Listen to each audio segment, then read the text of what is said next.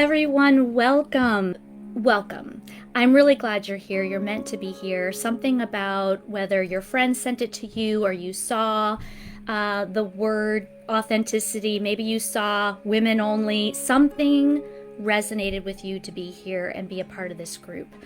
I am myself on my own journey of authenticity. I want to give you a little bit of background about me, and I will be doing that throughout this session today. But I come to this group after over 30 years working in corporate global companies, doing individual and personal development, leadership development, team building, and organizational development and design.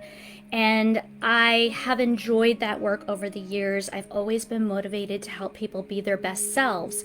And my journey in that space was I started out in the individual kind of training and development phase, and my background is in communications and interpersonal communication, conflict, persuasion, etc.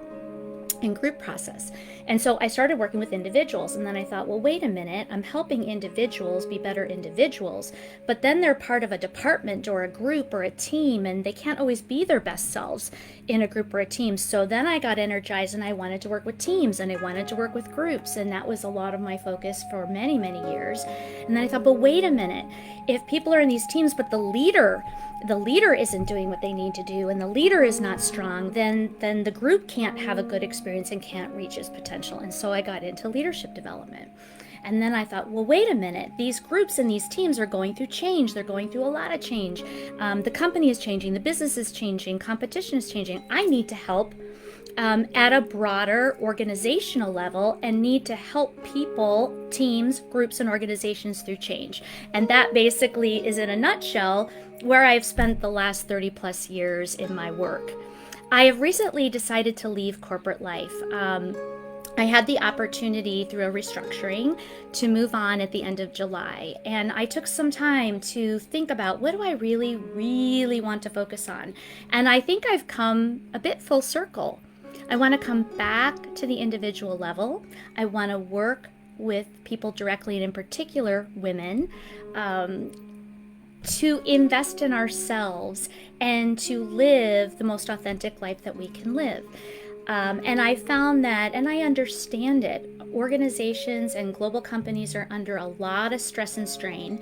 They have to sometimes make tough trade-offs, and sometimes personal development, learning development, change, the work that I am energized by, gets cut. And so I thought to myself, okay, so if companies are no longer able right now to sponsor this, I want to go direct. I want to work with women.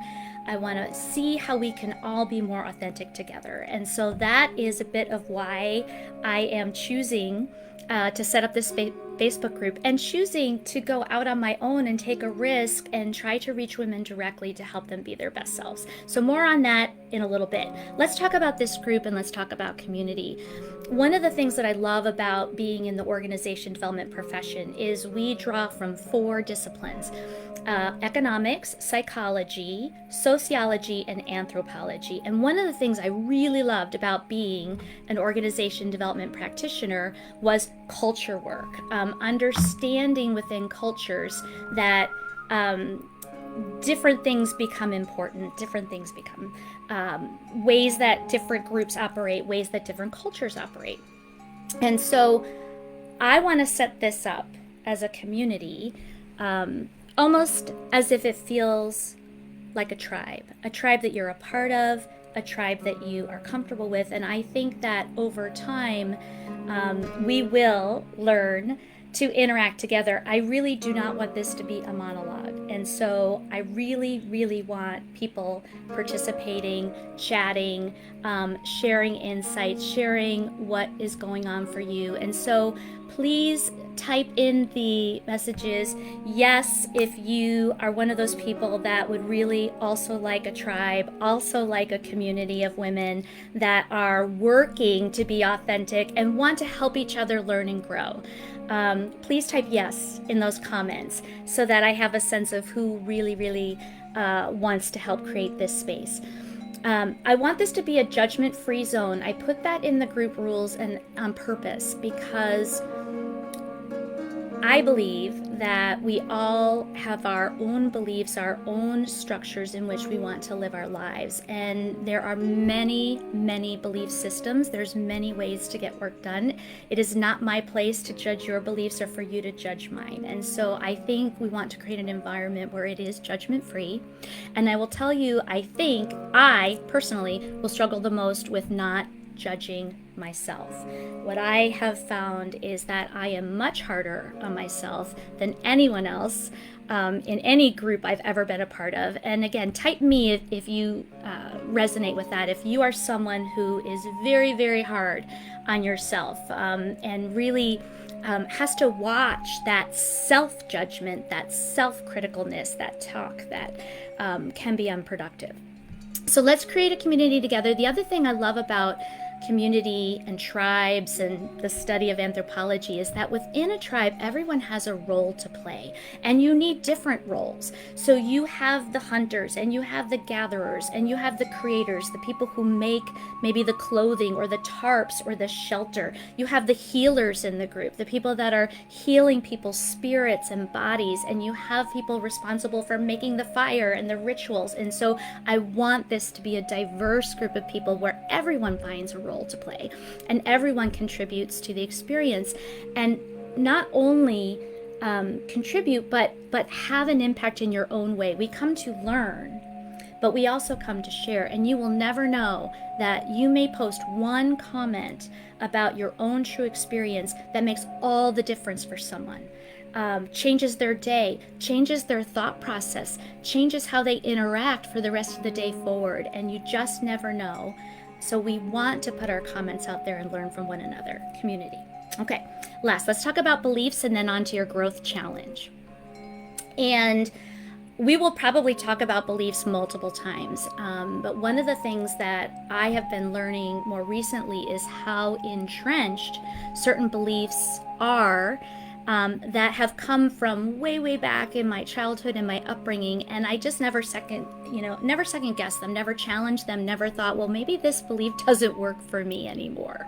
And I'm going to share some personal stories. So I grew up in the northern New Jersey area, just outside of New York City. I'm a middle child, older brother, younger sister, and I grew up in a house with addiction. My dad is an active alcoholic, and so there was an environment created where, and those that live in a house with addiction, you know that it's very unpredictable, very uncertain. You're never quite sure, if I say this word, will it send someone into a spiral? If I do this action, what will be? And so I grew up with a belief structure of don't rock the boat, okay? Don't do too much, stay under the radar, so to speak. Because you just would never know what might be a problem. I also think, and after many years of counseling and therapy work, as a child, you almost have this magical thinking where you somehow think either you're responsible for the reason dad is drinking, or you think, well, if I'm a good girl, if I just behave, if I clean my room, if I, et cetera, et cetera, et cetera, the drinking will stop. And we almost take on more responsibility than is really true. And I know many of us are highly responsible, high achieving people in which we are always trying to bring our best and do our best. But I think I almost developed an over responsibility growing up in this environment. And so I move on, I go and I move away and I go to college and I go to Northwestern out in the Midwest, and I suddenly see, oh my gosh, there's a bigger world out here than what I grew up in. And I started to experiment with speaking up, but it felt very scary to me. Speaking my truth, who am I? It was very klutzy because I was afraid.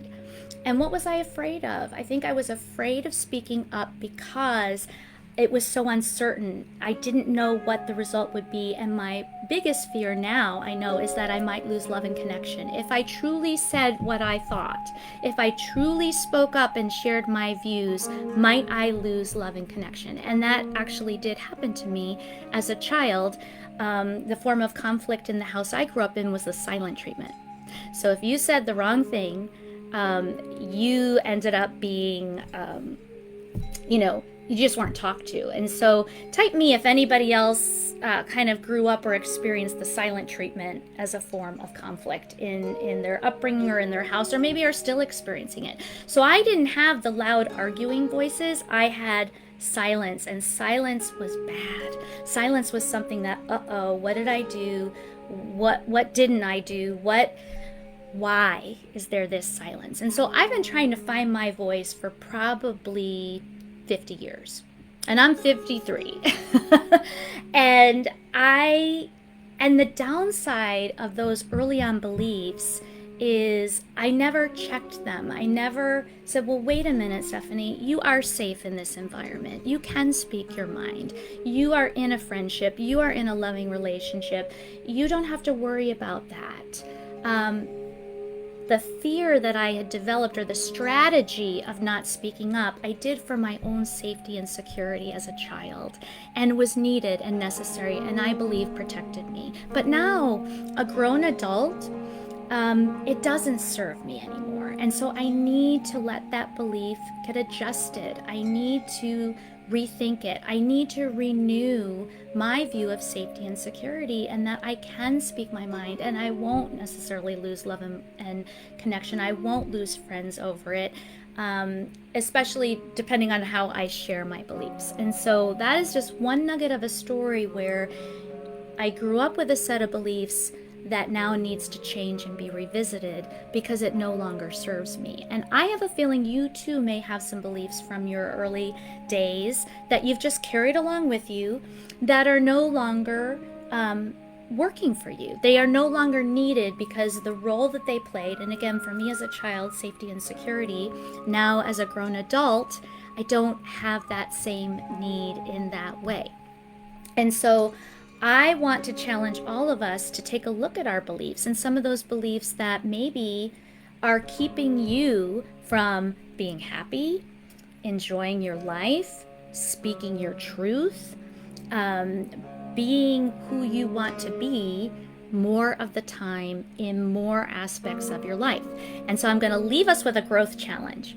And I say, one of my mentors when I went through the Love and Authenticity program, Sonia, who's over in South Africa, said, I hate the word homework. It just brings up some bad memories of school gone awry.